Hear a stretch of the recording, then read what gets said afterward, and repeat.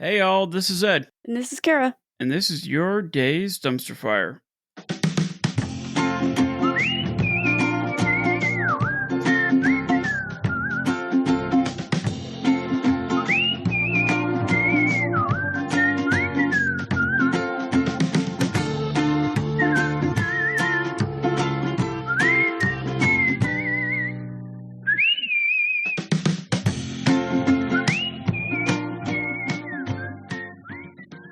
Holy Lord, has it been a lot of time. We've had a lot going on, though. We did. Well, we do. Yeah. It's one of those things where you persuaded me to join forces with you Yeah. and the whole education scene. Yeah.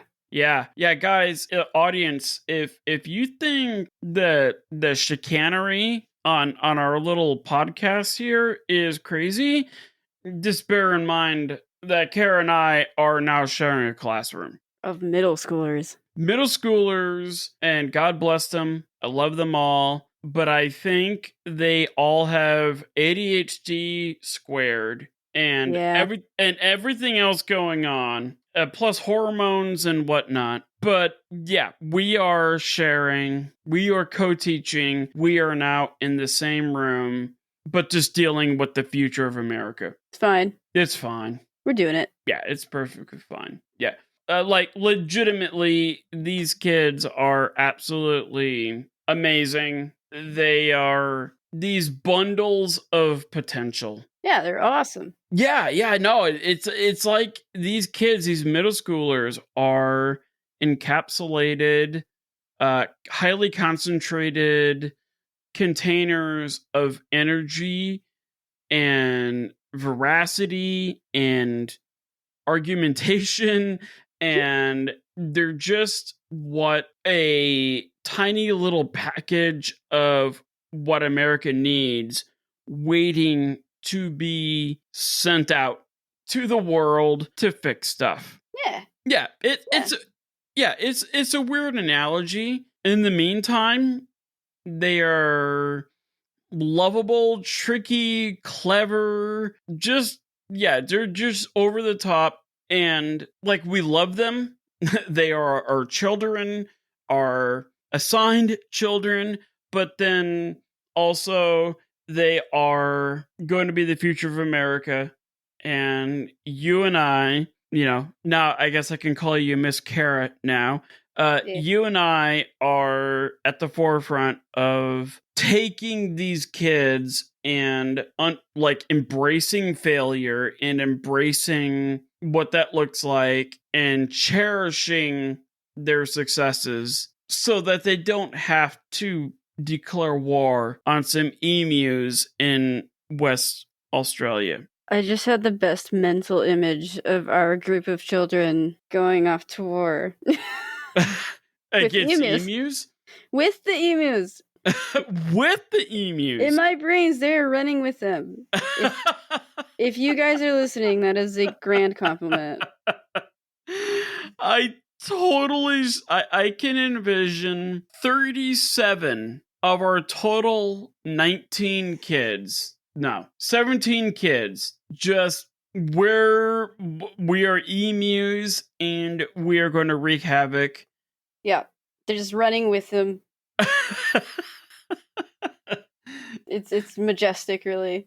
It is. Yeah. Like, you have Evangelies running in the background, all this inspirational music running in the background, and it's these kids that are absolute nightmares to teachers that aren't prepared. These are absolute terrors, banshees of students that people don't want to address, but society, our government, our cultural norms, our everything. These are the kids that will come out from the other side of this, and you will quickly see that these are the kids that we truly need running this country. I can agree. I agree with you there. Yeah, it's complicated.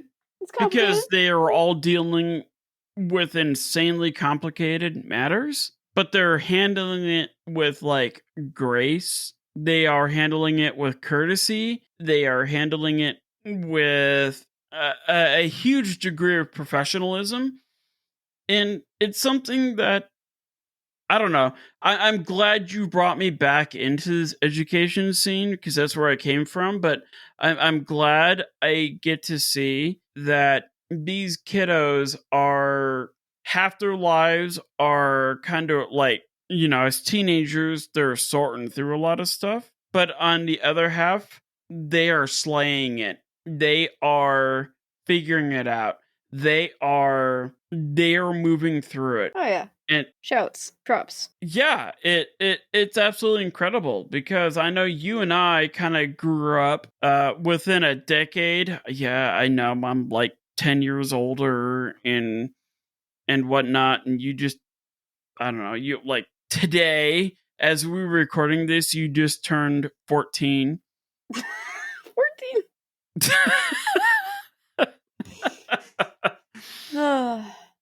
Just be prepared for when you come to work tomorrow. It's probably gonna be like 2-year-old, happy 2 years old, something like that. No. I'm excited. Nope. The class and I got together. You did not get with them. You're turning 16 tomorrow. Oh, great. Because we all know that like you're kind of short. Yep. And I don't want to say scrawny. I'm scrawny. Well, I don't want to say scrawny in like a negative way. I want to say scrawny in like you are a powerhouse, maybe a couple sticks of dynamite in a tiny little package. That's accurate. Yes. Like I don't want to portray this idea that you're insignificant because based off of what I've seen and what your bosses have said and what has gone down in the past, like you are a nuclear bomb. And here's the thing, you beat me to it. Boom. Well, not just a boom, after we have just recorded our Epis Demon Core episode, you decide to recruit me to help. I don't want to say help. I'm not helping, but you recruited me to come aboard and try to teach something to these future emperors of our classroom. And then you go watch this movie after we recorded that episode of Oppenheimer and the significance and the technology of how to make a nuclear bomb. Audience, I want you to pay attention. I had to edit out at least 48 yawns. I was tired that day. I was so tired. I promise I was obviously paying attention because yeah. I just got back from Santa Fe, New Mexico last weekend. Yes. And that's why I'm pissed. That's the reason why I'm so angry. Is because I talked up this gigantic episode about Oppenheimer and how these bombs are made and all of the cool things that they figured out with math and stuff. And then you see this movie, you see the Oppenheimer movie, and you're like, hey, husband, let's just go and check it out. To be fair, it wasn't just the movie. As I'm sure a lot of you already know, I am a big history nut. So I see Manhattan Project, and my husband's like, how about New Mexico? And I'm like, Manhattan Project? And that's kind of how the conversation went.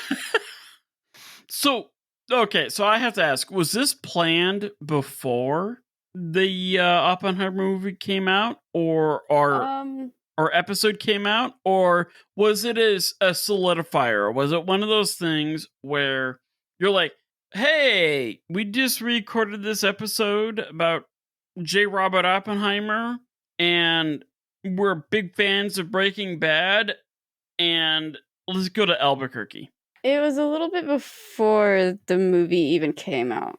So I would say we were talking about doing it like mid-July. Oh, really? Okay. All right. Yeah. So this was after that you knew that I was going to be hired, and I had to watch our class for like Friday through a Monday, and You did fine. it was going to be complete chaos because these kids are the most highly concentrated tango forms of energy ever. You knew that before I was coming on board. No one died.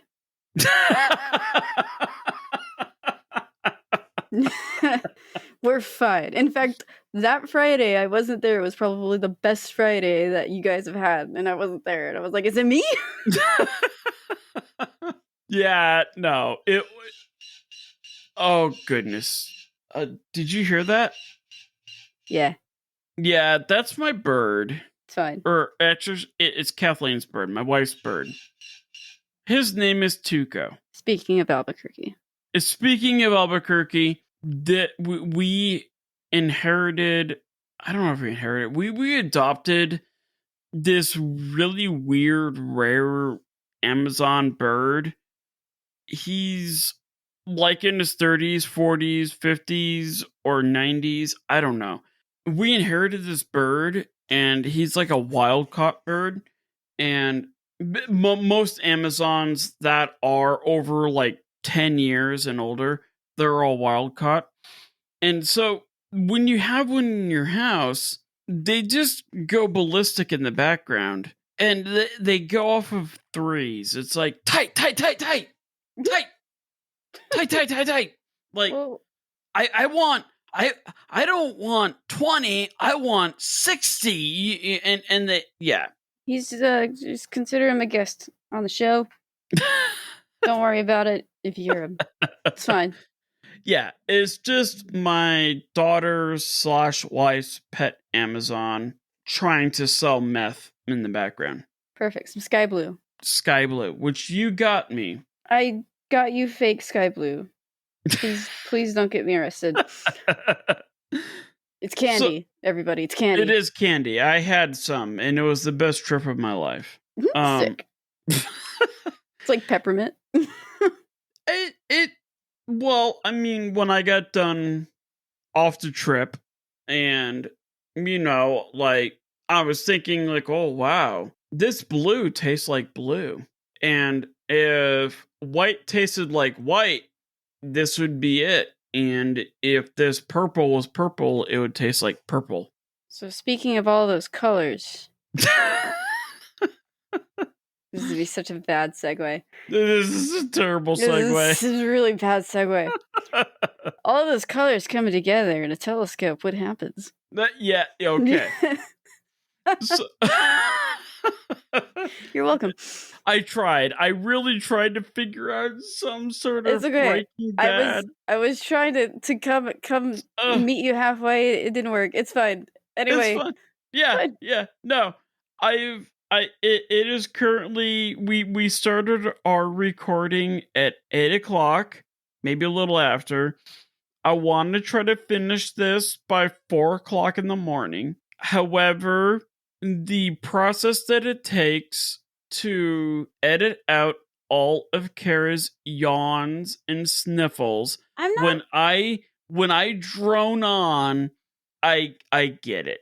It's it's brutal. It's not fair to everybody. I'm confused. Anyway, it's fine. It's fine. It's perfect. Let's talk about this awesome telescope. So, what I want to talk about is the Hubble Space Telescope. We're talking about a tube with two mirrors in it that's just orbiting Earth, right? This tube and mirrors and crap in it orbits Earth, and it orbits Earth every 90 minutes, plus or minus 90 minutes. That's how precise I am.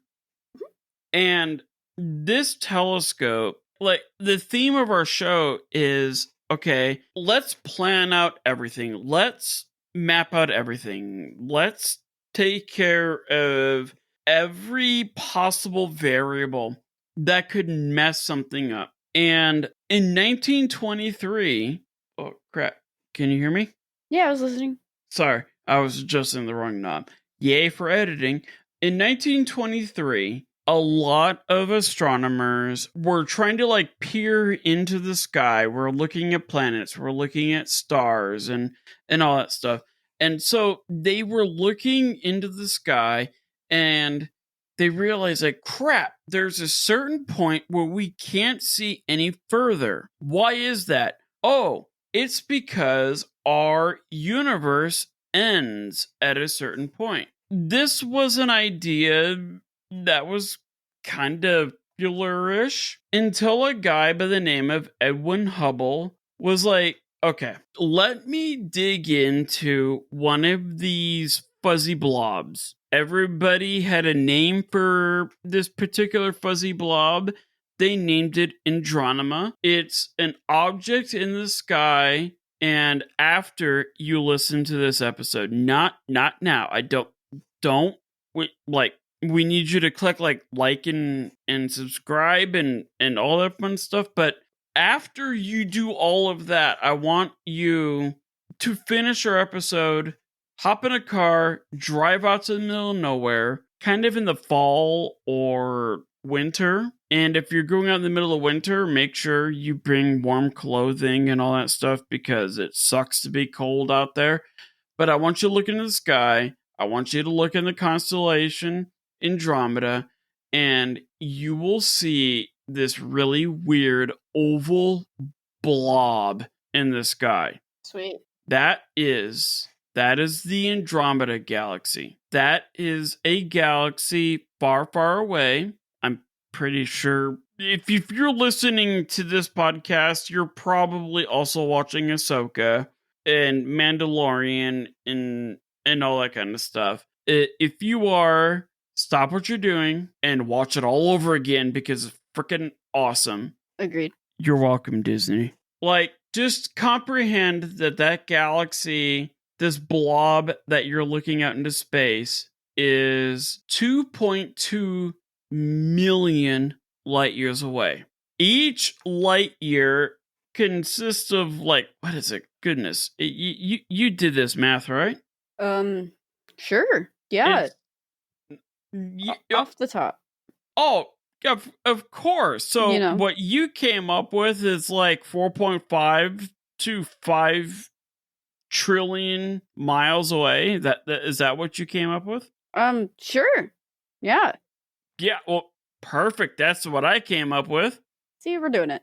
Yeah, see, if you're getting this off the internet, you know it is correct. That's right. Because, yeah, only accurate information can come off the internet. Oh, yeah. Not because two nerds in Arizona are, like, trying to figure this stuff out off the top of their heads. It's fine. Yeah, it's fine.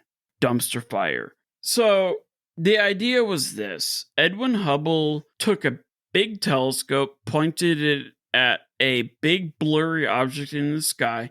If anybody listening here goes out into the middle of nowhere in the fall or autumn or whatever, and you look up in the sky and you see kind of a weird little oval blob in the sky, that's the Andromeda Galaxy. That is the galaxy that is the furthest away object that you can ever see with your human eyes. It is 2.2 million light years away.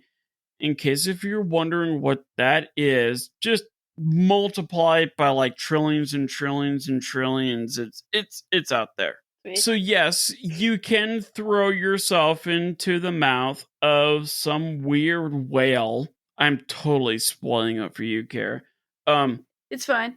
You can throw yourself like Pinocchio in some giant intergalactic space whale that can travel between worlds, then yeah, you can hit that galaxy. That sounds very attainable. I think it's logically and logistically very, very doable. It's easy. Yeah. Yeah.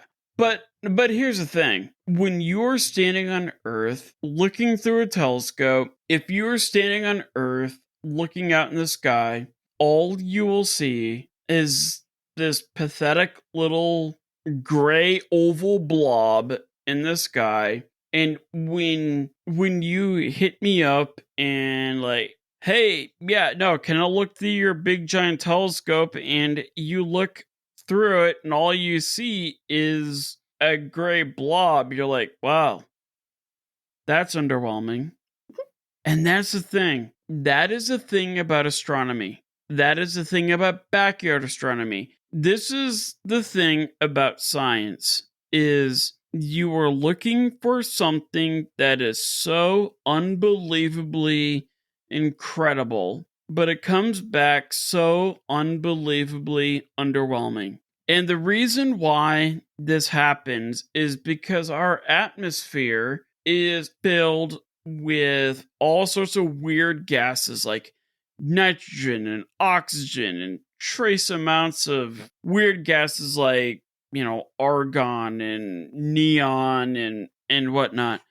But then when you get closer to the ground level, you are dealing with things that go from our ground level up to 400-500 feet up in the air. Now you're dealing with dust. And then when you get really close to the ground level, you're dealing with something that is containing water. So what I want you to do is think about what would something look like when you're looking through water, looking through dust, looking through argon. If you don't know what that means, you're fine. Look through argon. Past this, argon is a loser. It tried. It doesn't know what it's doing. But then look through oxygen. Oxygen does oxygen-any things at oxygen-any times. And oxygen does all sorts of really, really, really weird stuff because oxygen, if you look at it, the periodic table of elements, is a teenager. Aww. Yeah. It doesn't know what side it's on, right? Oxygen is one of these things where it's like, okay, I don't want to be a jerk, but everything to the left of me, I'm just gonna take, and to everything to the right of me, I'm just gonna be a part of. And because oxygen kind of like falls in the middle there's arguments of what it's gonna do. And when it does that, it disperses light everywhere. Then you get nitrogen. Nitrogen is a jerk. Nitrogen is a cheapskate. Nitrogen is the reason why when you buy a bag of chips and you open it up, there's like 4 chips in the bottom. Sweet. We love that guy. Yeah, no, nitrogen is the biggest cheapskate out there. And what's happening is that nitrogen will disperse light everywhere. When the sunlight hits Earth, it hits that nitrogen, it hits that oxygen, it hits that, trace amounts of elements and gases, it hits that dust, it hits that water, and everything that is comprised of that beam of light from the sun just gets dispersed everywhere. Okay. The last of that light that hits your eyes is blue. So when you look up in the sky and all you see is blue, it's because Earth's atmosphere is messing with everything and dispersing it so that eventually the sun's light hits your eye meat and it's blue. Okay. Cool. Yeah, right. that's cool, the reason why the sky is blue. Cool. All right. So, see, I'm with it. I'm here. Okay. I'm 30 minutes in. I've got 30 minutes to go to explain everything else. Awesome. I do need to take a quick pause. You gotta pee. Dog's gotta pee. I gotta pee. All right. Pee break. Pee break. BRB. Okay. So, all of the animals in our household are now have devoid bladders. Yes, same. All three And dogs. I cleaned my water bottle because it smelled like bait. Okay. Kind of weird. Just a bit. Here's the thing. It quickly became aware in the 1920s that we needed to get a telescope above our atmosphere. We needed to get a telescope above everything in our atmosphere that would cause problems. And so we needed to get something out into space. And this is what started like a 60-year conversation. And yeah, it's crazy because you ask yourself, like, why a space telescope? And here's the thing. When ultimately in, what is it, like 1990, when the Hubble Space Telescope finally came about and was in space, it wasn't the biggest mirror. It wasn't the biggest anything. The only thing that it had going for it was that it didn't have to answer to our atmospheric distortions, right? All the gases in the atmosphere, all the weird moisture levels, all the temperature differences. None of that had to answer to a telescope that was in space. Okay. That makes sense. Yeah, it does. It makes a lot of sense.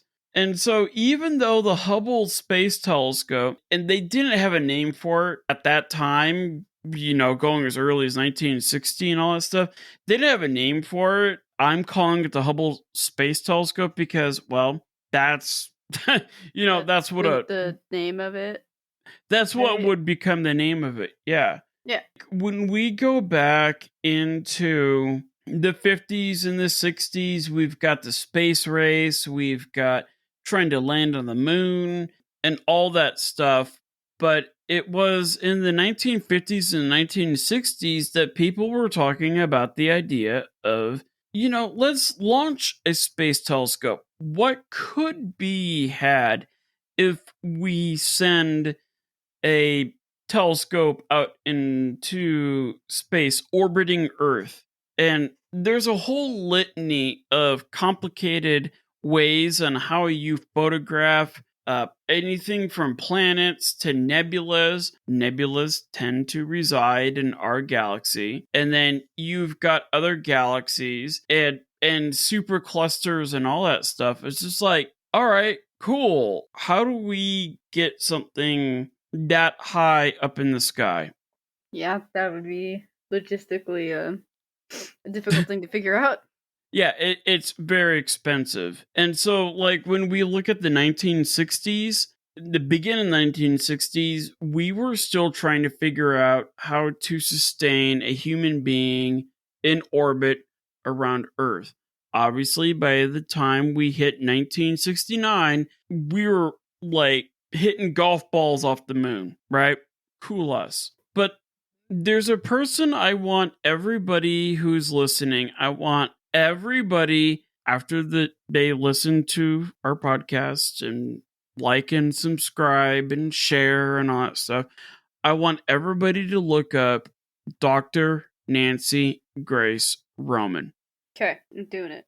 This lady spent a massive chunk of her career promoting the idea that we need to put a telescope in space orbiting Earth that is not affected by our atmosphere. And in the 1960s, she was like the pioneering person out there. She was all about the first orbiting astronomical observatory, or the OAO-1.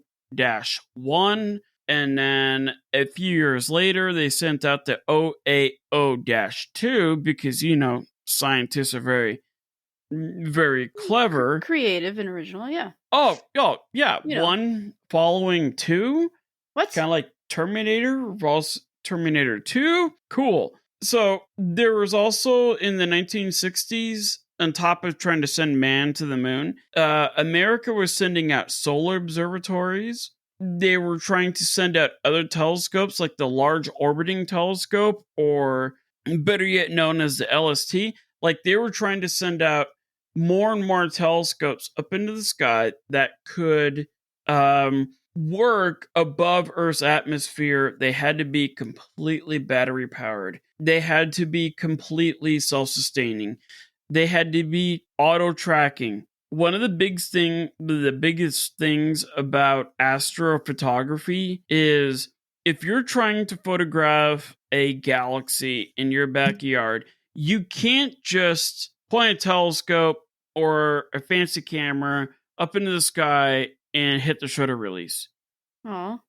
Yeah, it doesn't work. You need to take tens, hundreds, thousands of little frames that are maybe 2 to 20 seconds in length.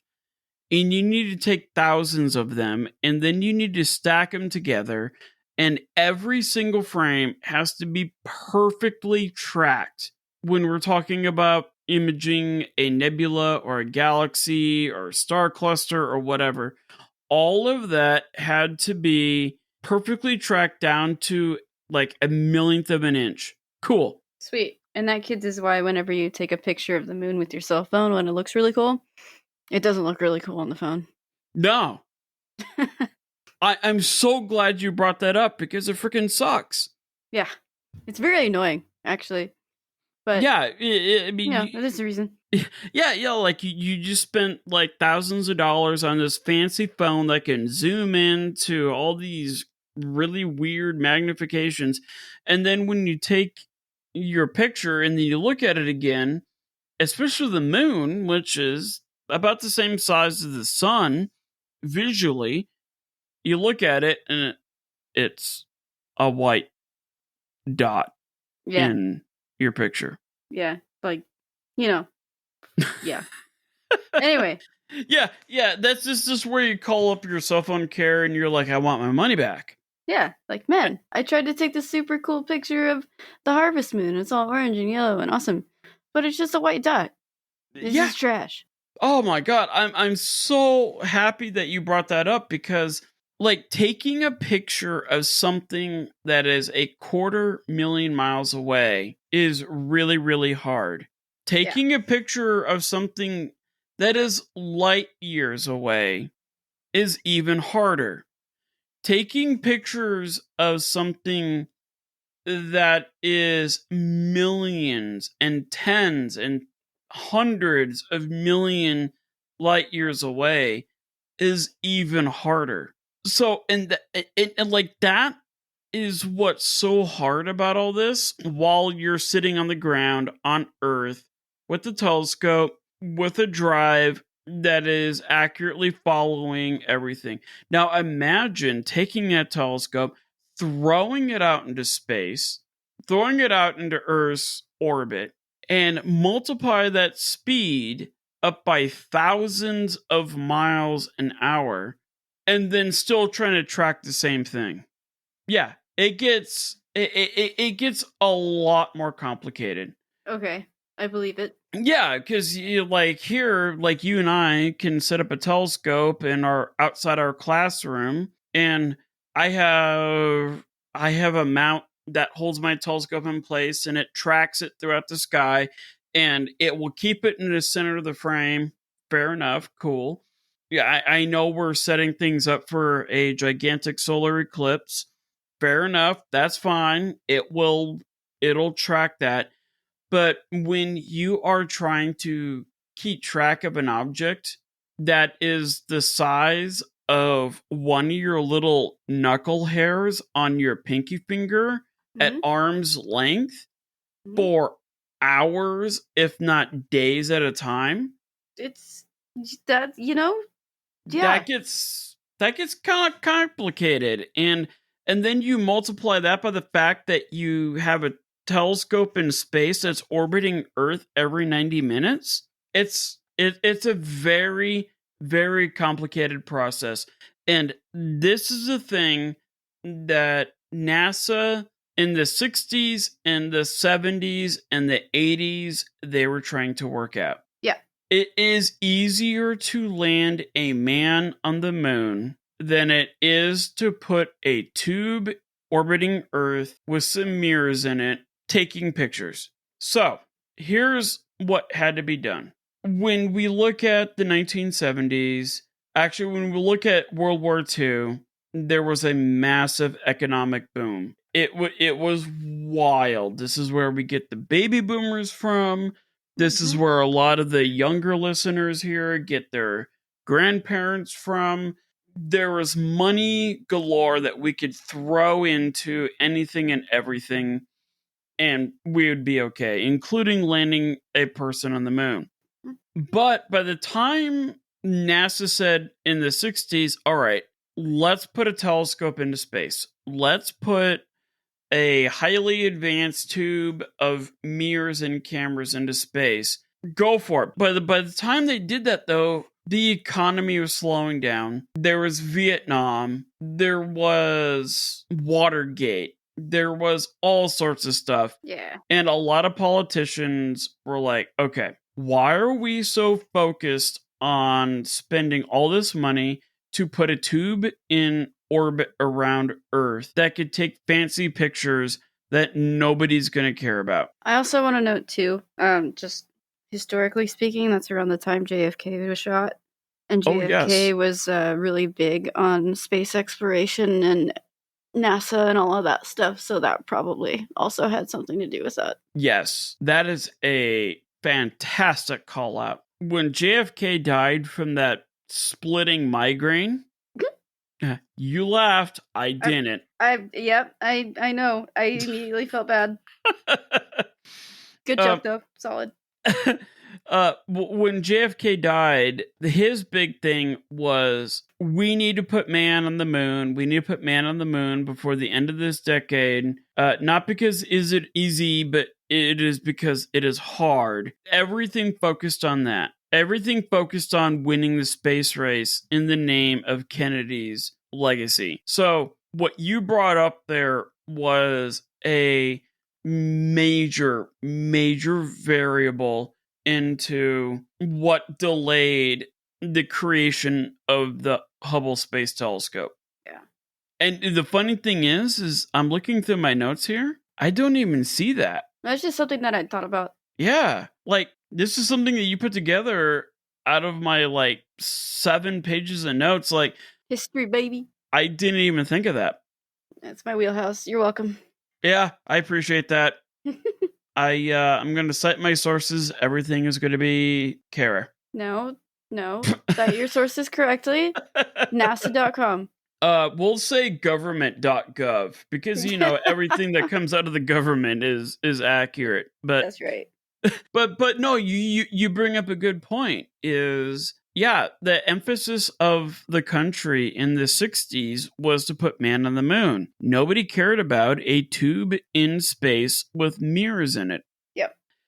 And when you factor in the highly complicated technology that has to go into that, it is actually easier to train a couple of pilots to land on the moon than it is to put a telescope into space that could take images based upon the parameters I just laid out, where this thing orbits Earth every 90 minutes. Therefore, it only has a 90-minute exposure level. Therefore, when it whips around Earth, it's got to reposition itself perfectly so that it can take another 90-minute exposure, and on and on and on. Yeah, I never thought of that. Which ties into 1974, where NASA Administrator James C. Fletcher proposed a $5 million token to help build or get the Hubble telescope going. The issue is that they needed more, and NASA needed a lot more money in 1974 to get this thing going. Jeez. So NASA's associate administrator for space and science, Noel, or I think it's Noel. Maybe it's Noel. It's man or woman? I don't know. Okay. I apologize. Yeah, we're sorry, guys. We don't know. Dr. Heiners. Yeah, that's good. Boom. Done. Instead, cut all funding for the telescope. So NASA was originally going to put bait in the water for a okay, guys, we're going to the science community, right? To all the universities and whatnot. We're going to put this bait in the water for $5 million. This will kind of get things going, but cool. But then immediately afterwards, that was revoked. And suddenly it was like, hey, I know we were going to offer $5 million in 1974 to start this project, but we don't even have that. So we need everybody to donate whatever they can. Jeez. Yeah, Okay. it's a huge gamble. Yeah. It's a dangerous gamble. And what ultimately happened is all of the astronomer nerds, the astronomer professors, the astrophysics professors, all these universities, they lost their minds and they're like, yeah, no, it's cool that we put a man on the moon and bring back some rocks. What's not cool is everything else in the universe that we are now blind to. Yeah. And because of this tactic, like universities and wealthy people, investors, like I don't want to say Elon Musk because he would have just built his own telescope and put it into space. But like suddenly America was like, crap. Yeah, it's cool that we put a man on the moon, but we got to get something into space that can photograph something that even a man on the moon can't photograph. Eventually, Congress approved a $50 million. They approved 50% of the original funding request. Jeez. So, oh man, what was that? That was like proposed a $5 million token. Okay, yeah. So eventually, Congress approved 50% of the original funding request. All right, cool. There's 2.5 million. Cool. That'll cover it. This project. What's that? You said that'll cover it. Oh, yeah. 2.5 million, that's fine. Easy. This is where it goes crazy. And this is where we get into the construction issues because NASA did have a plan in place. NASA always has a plan in place. So given that the funding was only half of what NASA wanted or what NASA needed from the federal government, if you factor in inflation, 36 million to 168 million by today's standards. Jeez. Yeah, like NASA was having to cut a lot of costs in the mid to late 70s to build this telescope. The original 3-meter mirror got shrunk down to 2.4 meters. Okay, fair enough. That is the size of your. It's actually smaller than your average master bedroom. Think about a mirror that could fit in your guest bedroom. Okay. Yeah. Right. Yeah, we're talking about a mirror that's only 12, maybe 14 feet across. Okay. Yeah. I could see that being the guest bed, kids' room. Got to put it in a tube and throw in a rocket, send out into space where it can't come out of alignment, and yeah, we'll see what happens. Cool. Easy. It was cheaper, but also made the engineering of the instrument a bit easier to work with. So whenever you're dealing with a mirror that is bowl-shaped, concaved, that mirror has to align with another mirror at the top where all of that light, and we'll say that big mirror at the bottom, that big mirror is we'll just say it's the primary mirror. And the tiny little mirror at the top is the secondary mirror. And then let's say we drill a hole through that primary mirror. And that is where all the light from that secondary mirror that is catching the light from the primary mirror, it makes a cone that then now shoots another cone through the middle of that primary mirror. And here's the tricky part is that hey, if you have an 8-inch mirror, primary mirror, that's easy. That's easy to calculate. It's easy to fabricate. It's easy to punch a hole through it. Cool. But if we blow it up to like really awkward really awkward dimensions and diameters, that mirror becomes significantly harder. So a 3-meter mirror would be like 5 times the cost Okay. of just removing a little over half a meter. And now you have a mirror that is way easier to make. Okay. So I just looked at the clock. I've got like 5 minutes left here. You good? We're you good. can- We can do this. I think we can do this, and if not, we'll make it a two-parter. We're gonna be okay. Here's the thing. NASA's not stupid. NASA knows, like, if there's any government agency that can crunch numbers, it's NASA. Yes. Given that the fact that the funding was only half of what NASA wanted, they had to cut a lot of costs. And the idea was this: the 3-meter mirror was going to get shrunk down to a 2.4 meter, which is going to make it easier to grind because of the size and the precision that they had to go through. It was cheaper, but also made the engineering of the instrument a bit easier to work with. So that's going to make the cameras and all the fancy technology, all that was now going to be cheaper. Okay. There was also going to be a separate 1.5 meter telescope that was going to be set up to test the instruments. In other words, they were going to send up a 1.5 meter space telescope with the same instruments that the Hubble telescope was going to be used with. They were going to send that up, test all the fancy schmancy, camera equipment and all that stuff, calibrate it, and then cool, and then like bring it back or record the data on how to calibrate a 2.4 meter telescope. And we have data that we can make sure that the cameras and the mirrors and everything was going to line up. Okay. That got canceled. Oh. Yeah. Okay. That's annoying. I mean, it's government stuff. Still annoying. yeah, it's like, okay, are we sure we want to proceed? And of course, politicians got involved and like, all right, cool. Yeah, let's roll with it. Mm-hmm. What's the worst that could happen? Okay. I mean, it gets worse.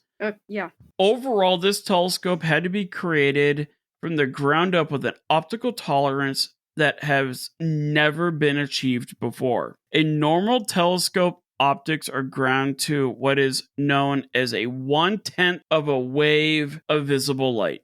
Oh. We're talking billionth of a meter here. These mirrors had to be ground. Like you've seen my giant telescope, right? Yeah. I have a 9.25-inch Celestron CPC. I freaking love that thing. It is amazing. Optically, it is incredible. That is ground to a 1/10 of a wave of visible light. We are talking about a discrepancy. We're talking about a discrepancy of something at the atomic level. Mm-hmm. 1/10 of a wave of visible light is tiny. Mm-hmm. Yes. Yes. Like, very much so. Yes. I'm following. I'm here. I'm here. I know. And I'm failing here to describe why this is so incredible, because anybody can go buy a telescope for a couple $100 and get a mirror that is ground to 1/10 of a wave of visible light. The Hubble Space Telescope was designed to be ground to 1/65th Dang. of a wave of red light. Dang. Red light is very shallow and it is very stretched out, and that wave of red light, you're now knocking out 1/65th of that. Yeah, imagine a surfer trying to surf on a normal wave that's like, I don't know, say 6 feet tall. Now, cut that wave down to 1/65th, and now we're asking a surfer to surf on something that is surf on a wave that is like 2 inches tall. Okay. So Cool. hopefully that kind of gives you an idea of just how tricky this mirror needed to be ground. Yeah. Yeah. Yeah, I would mess that up real quick. So I would look at it incorrectly and I would mess it up. Like the light waves coming off of my body would see that mirror and it would crack in half and we're screwed. I would get really close to 165th and then I'd get too excited and put a hole in it. Or I'd drop it. Not in the middle, right? Not where the light is supposed to pass through with the secondary mirror. Oh no, You'd of course be like, in the middle. You're like, okay, off the edge there, I want to poke a hole in there. No, it's never on purpose. It would definitely be in the middle, and then I get upset, and then I drop it, just out of anxiety. Well, it is interesting that you bring this up because the mirror, like if you go into any observatory, anywhere, and you look at a 2.4 meter mirror, that mirror, the piece of glass that thing is ground out of, is like 3 feet thick. It is really thick, and the reason why is because that mirror weighs a crap ton, and they don't want want this thing flexing in shape because of like, for example, if you're looking at something right at the horizon, the weight of the top of that mirror is going to crush the middle of the mirror and the bottom of the mirror, versus, let's say, it's pointed straight up in the sky, then there's nothing crushing it. So this mirror on Earth would be like, 4, 5, 6 feet thick just for support. The Hubble mirror was 2 inches thick. Okay. Because, yeah, it wasn't affected by gravity. Yeah. And so, given that that NASA was going to dump $1 bajillion into this thing, they wanted to make sure that this mirror was going to be ground at a tolerance that superseded everything that our ground-based telescopes could do.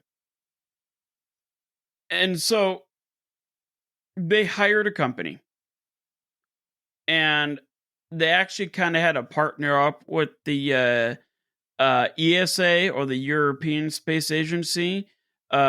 NASA realized that, oh crap, we don't have enough money for this in the 1970s, so they outsourced some of this project to the ESA. I had no idea that the European Space Agency even existed in the 70s. I thought this was more of like a 90s thing. But yeah, I was completely wrong on that. The ESA had a huge hand in the Hubble Space Telescope, but in terms of actually manufacturing this mirror, they contracted a company called Perkins Elmer. Okay. They were the sounds ones like a that, restaurant. I'm sorry. To me, it sounds like a disease. Oh.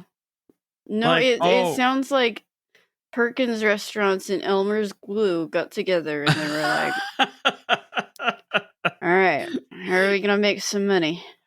Is there a Perkins restaurant? There used to be. A long time ago. I think they're all closed now, but yeah, used to be a restaurant chain. Well, I mean, once you hear about this Perkin Elmer, it's going to make a lot of sense if they're all folded up. So, Okay. so yeah, the optical tube assembly, or the OTA, was contracted by the Marshall Space Flight Center. So they're the ones that were contracted to make a tube. They they Okay. got millions, if not billions, of dollars to make a pipe. Awesome. I would sign up for that in a heartbeat. Same. the the optical tube assembly, or for our astronomy nuts out there, an OTA, was contracted to be built by the Goddard Space Flight Center, but then they kind of contracted that out to Perkin-Elmer. So this was a lowest bidder reaching out to a lowest bidder, who then contracted it out to a lowest bidder, Perkin-Elmer, to grind the mirror. And this is where I think a lot of things went sideways. Perkin-Elmer, they wanted to use this super fancy computer technology. Now we're in the 80s, right? They wanted to use a lot of this newfangled computer technology to find the most precise way to grind things. Okay. Keep in mind that this mirror had to be ground 6 times more accurate than any telescope on the ground. Okay. All right. What happened in the 1980s? What device can you think of in the 1980s that relied solely on computer technology, computer guided accuracy? Can you think of anything that we may have covered in another podcast where relying on janky 1980s computer technology for accuracy could have failed? You mean the Theric 25? Oh yeah. Oh yeah, that's and I also want to give a shout to one of our students who has a Theric 25 t-shirt. Oh Shouts. my gosh. It's the best. Yes. Shouts. Yes, we don't have permission to use her name on the podcast. But she mentioned a dumpster fire in the realm of billions of dollars that yeah. I didn't know about. Yeah, she's doing a whole year-long project on this giant dumpster fire. Oh and we God. will share with you her findings. Yes, this is incredible because it's literally a $2 to $3 billion hole in the ground in Texas. Yeah, it's great. Anyway, for nothing. We'll keep you in the loop on that. But yes, yeah, this is a project we are working on. I think all we got to do is just send out a permission slip and we'll be fine. But we'll figure the legalities of having a minor on here.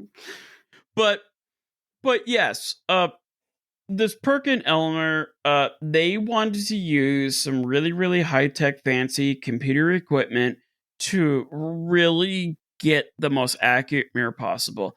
And I don't blame them. I would want to try something like that as well. Yeah. I could also understand NASA being like, okay, well, if you're going to use all this technology to make this fancy mirror,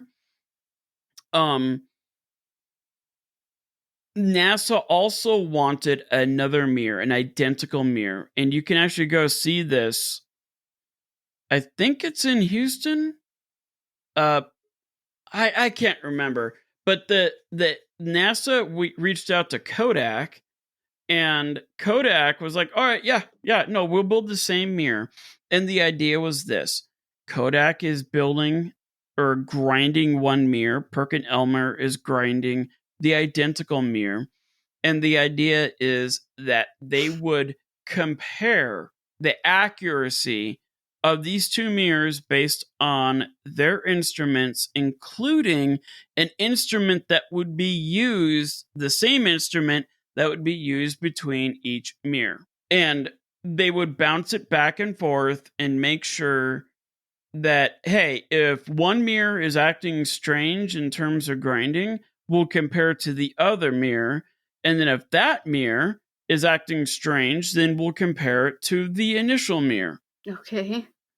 Problem is that this Perkin-Elmer company was like the most improperly run, improperly managed company known to mankind. Right off the bat, it was project delays. Nice. There was management issues. Looking at my notes here, from the onset, NASA had serious doubts about Perkin-Elmer's ability to make this Hubble Space Telescope fancy mirror. Delay after delay and major managerial concerns plagued the whole process.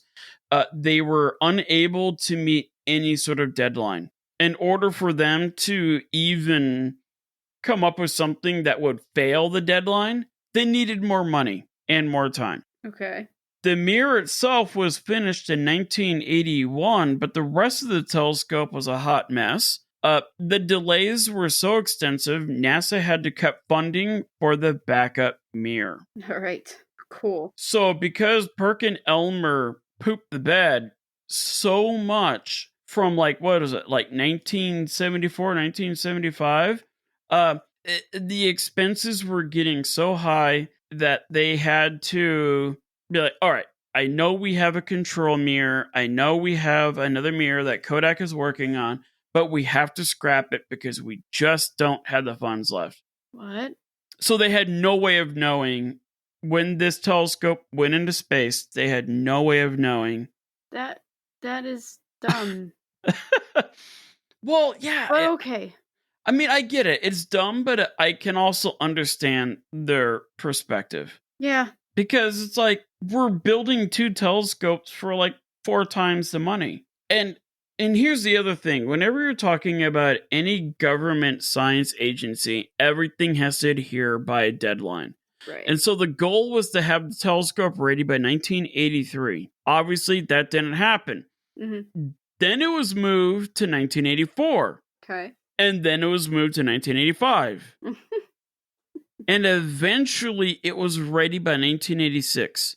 And the budget ballooned. Remember, what was it? It was supposed to be like $5 million. Yeah. It ballooned. The goal was to have the telescope ready by 1983, but that didn't happen. Then it was moved to 1984. And then it was moved to 1985 because Perkin-Elmer was having managerial issues galore. Like, they really, really messed this up. Nice. It's probably the reason why nobody knows the name of this company to this day. That's why they make glue and went on to open some restaurants that closed.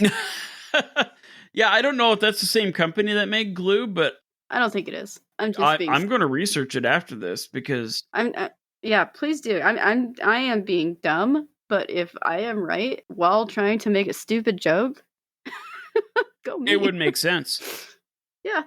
I'm right there with you. Like, I mean, because now that I'm 40 and I have to wake up in the middle of the night to pee no matter what, I'm going to search that up because it would not surprise me if Elmer's glue was one of the main contributors to this mirror that was a disaster.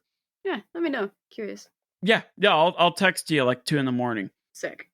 And then you'll let me know the following day when you wake up. Correct. So by 1986, it was finally ready, and it ballooned from a $5 million project to a $1.175 billion project, which is equivalent to a $3.277 billion by today's standards. So much for sticking to the budget. There is no budget. Yeah. The original budget accounted for a guy to go into the bathroom and take a pee, and it ended up with a $3.277 billion tube with some fancy glass in it orbiting Earth. That tracks. So it doesn't end there. So in 1986, this thing was ready. It was ready to go up into space. I need to make a correction here. I thought the original budget was a piddly $5 million. No, the original budget was $36 million. Okay. That ballooned to a $3.277 billion poo show. Okay. I don't know if that's better or worse. Yeah, so what's $31 million between friends when we're talking about billions of dollars in True. Yeah. in the 80s? That's fair.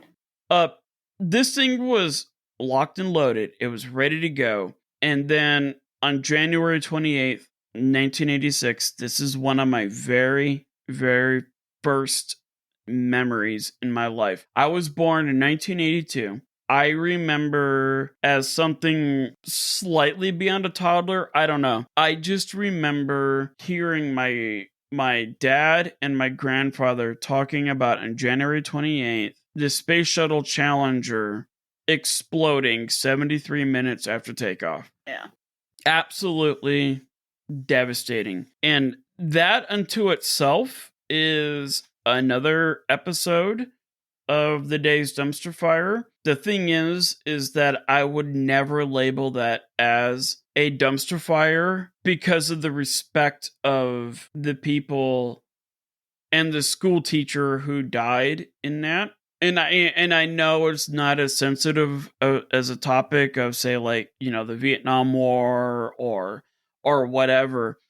But if I'm going to cover a topic of the Challenger explosion, it is one of those things where I'm going to take the time and do it right. Mm-hmm. And this was such a big deal that it shut down NASA for like 4 years. Yeah. This is one thing I will say about a government-run agency in America is like, holy cow, we just killed a handful of people trying to get into space, including a school teacher. We're going to shut down everything. Same thing with Apollo 1, right? They had that tragic fire in the capsule on a test run, and everybody died inside of that terribly. And NASA's like, okay, we're done. We're shutting down. We are going to investigate every little thing. We are going to accurately and reliably figure out what happened. And that's what happened to the Hubble Space Telescope prior to going up into space. And NASA literally shut down all launches for like 4 years. Yeah. I agree.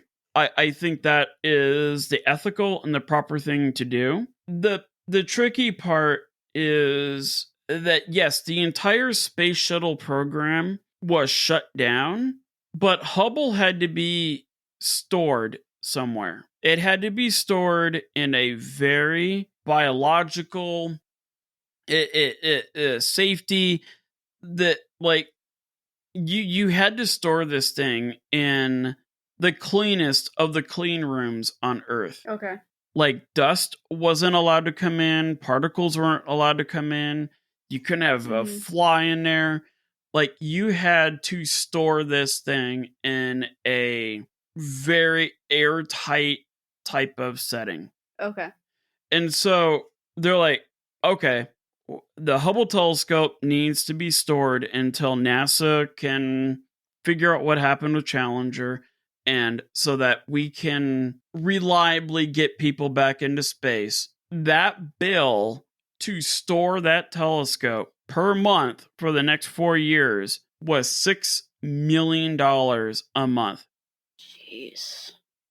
Just for this thing to just sit in a warehouse that had to be custom built and custom controlled. And it's one of those things where it's like, all right, well, just tack it on to the bill. And man, granted, this wasn't necessarily a bad thing. This necessarily wasn't the end of the world, because while this telescope sat there for 4 years, more and more instruments were being created, more and more technological advancements. There was, the following 4 years saw a lot of refinements and a lot of technology and a lot of different cameras. And it while it was sitting there just charging $6 million a month, it was being modified, it was being adapted, and I think unfortunately, as much as it hurts me to say, when Challenger exploded and grounded the Hubble Space Telescope, it was at 4 years that legitimately contributed to why this telescope is so incredible to this day. Yeah. Yeah. It was all because of this time period where fancy engineers and technology, I mean, my God, think about it when you're a little girl. Think about like how computers advanced in a year. Yeah, it's pretty crazy to think about it. Yeah. I mean, it's wild. And think about it from the time of 1986. That's when my wife was born. Okay. And then think to 1990. Okay. And that 4 years, you go from the Challenger explosion to the Gulf War. And you think about everything that went down in those 4 short years, and yeah, like all the advancements that came about, everything that was added on to it, everything that was changed, it's pretty incredible. Yeah, it's pretty gnarly. Yeah, and it's one of those things where we look at today. I could buy a phone today in 2023, and I could keep that phone till 2027, and it would, for the most part, do what I needed to do. Mm-hmm. But if you build a space telescope in 1986 and just keep the technology the way it is and don't adjust anything, don't modify anything, don't mess with this thing for 4 years, by the time that thing would go into space, it would be obsolete. There would be no software that could run it. And so I'm one of the believers in that. I hate to say it, but the Challenger explosion came at a terrible cost of American lives. But because of that and NASA's response and shutting down to reevaluate everything and to like look at everything to in terms of getting humans into space, that time period was spent kind of like Goku in Dragon Ball Z going from like Earth to Namek. Remember how there was like 75 episodes of Dragon Ball Z when Goku was trying to get from Earth in that capsule and land on Namek? And you remember the part where the gravity thing went haywire and it went to like 1,000 times Earth's gravity, and Goku had to figure out and train himself to operate in that environment? Okay. Yeah. Please tell me you remember that. Nope. You don't? I don't think I got that far into it. My husband is the guy to ask. I'm sorry. Really? I just started watching it. I thought you watched Dragon Ball Z. Not all of it. Oh my God. I gotta work through it. I know. Okay. So Heartbreaking. I need you to watch Dragon Ball and Dragon Ball Z. It's like 400 episodes. I know. That's why I haven't watched all of it. But it all takes place in the course of like 2 hours. I know. Ugh. That's the other reason why it's hard for me. Okay. All right. We'll get there, all right? Show me mercy. Given that it's like 9:40 p.m., I'm going to appeal to the listeners that remember that episode where Goku was in that capsule going from Earth to Namek because Frieza has arrived, and it was an incredible threat. And in the process of this years-long journey that was going to get him to Namek, the gravity thing on his capsule went haywire, and it went from like 1x or 1 times Earth's gravity to 1,000 instantly. And it crushed Goku to the ground, and he had to spend all that time trying to resist that and try to build up. And so that when he actually got to Namek, he was like a legit badass. Like nobody could beat him. That's what the Hubble Space Telescope went through during that whole thing. Okay. And so that's where I want to stop. Okay. Because I said that I was not going to make this a two-parter. I said that I was going to hash this out within an hour. And now we are 1.5 hours into it. And It happened. I haven't even okay. got to the real dumpster fire yet. That's okay. Because that is a lot of little trash can fires leading up to a dumpster fire. Yes. So that's a great way of looking at it. And yes, it's like when I was talking about my lovely German government episode when I really just wanted to talk about how Hitler came into power. Yeah, that was a big, huge iceberg situation, and I feel like that's what this is. So I understand. Don't worry.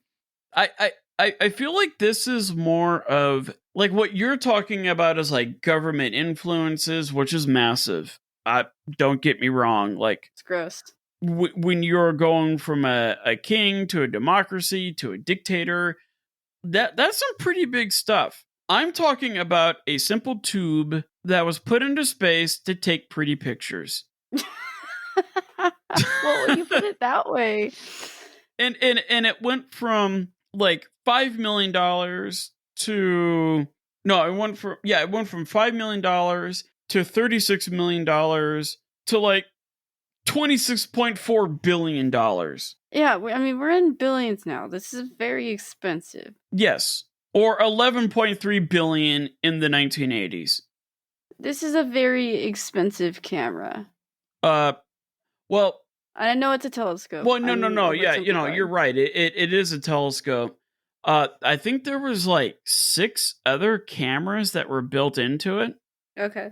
Like a camera that could pick up infrared and X-rays and that thing that measures that other thing in science that does that stuff with the other thing. Oh, my head hurts. Yeah, it had a camera that could pick up that thing. Cool. It had a very, very nice planetary camera in there, meaning like it could zoom into Jupiter and like see everything. Like you could look at Jupiter through my 9.25-inch telescope, and it's cool.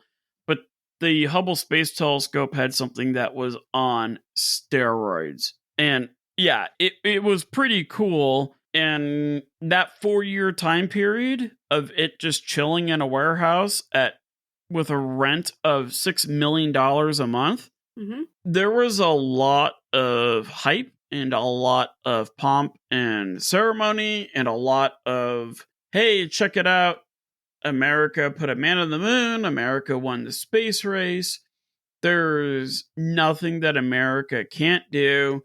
And check out these images. And we'll leave it there. Yes. And it's blurry AF. Yeah. It's like taking a picture with your cell phone at the moon. Yes, but even using the wrong everything to even take that picture. It's good. And the crazy part about it is that the actual error that messed up everything was on the very, very edge of that moon. Or not the moon, but that mirror. And that mirror was ground perfectly. But it was ground to the wrong shape. And that shape was off by 1/1000th of a human hair. And that ruined everything. So I assume we're going to get into more detail about that next time. Yes, because we are running long here. I failed to keep this at a reasonable time, but you know me. Okay. I blab. I'm all good.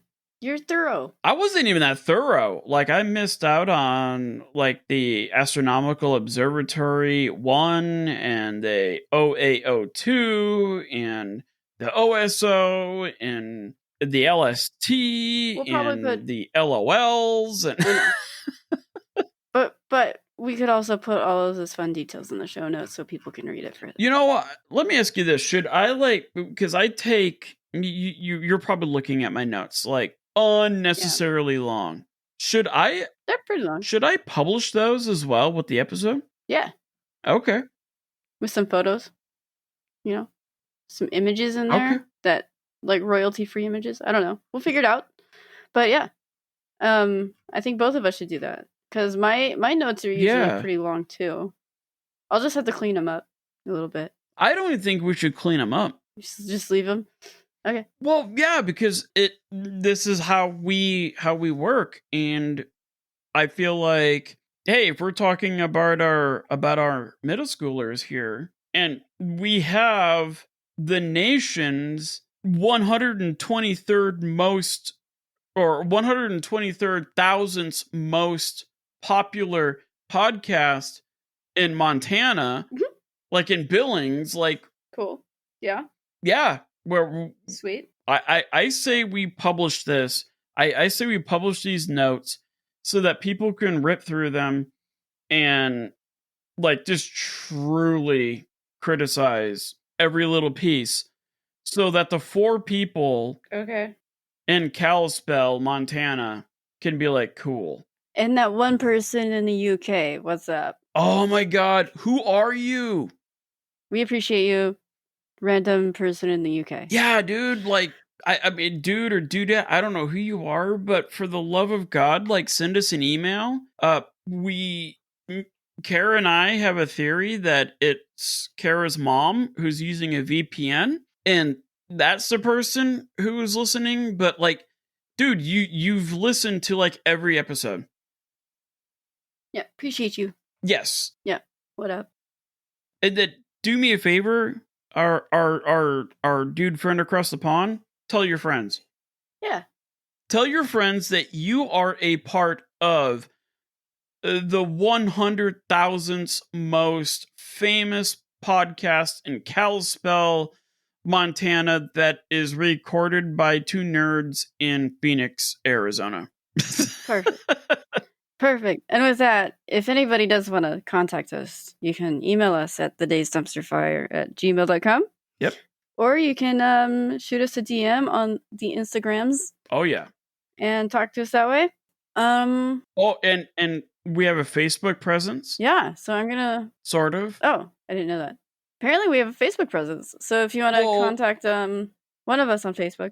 Well, I don't know, because what all I do is I publish the episode and then I copy the link and then I put it on my personal Facebook page. Got it. And so yeah, my 53 friends on Facebook, hit us up. Cool. I don't have Facebook anymore, so it's fine. I know, that's weird, because you're old now. I know, I'm 30-ish. Well, in about 2 more hours, you're going to be 31. Yeah. We should go to bed. You're right. Yeah. I should go to bed. Yeah. All right, bye guys. We appreciate you. Contact us, like and subscribe, give us a review, all the fun stuff. Most importantly, keep it a hot mess. Yes. We'll see you next time. Bye.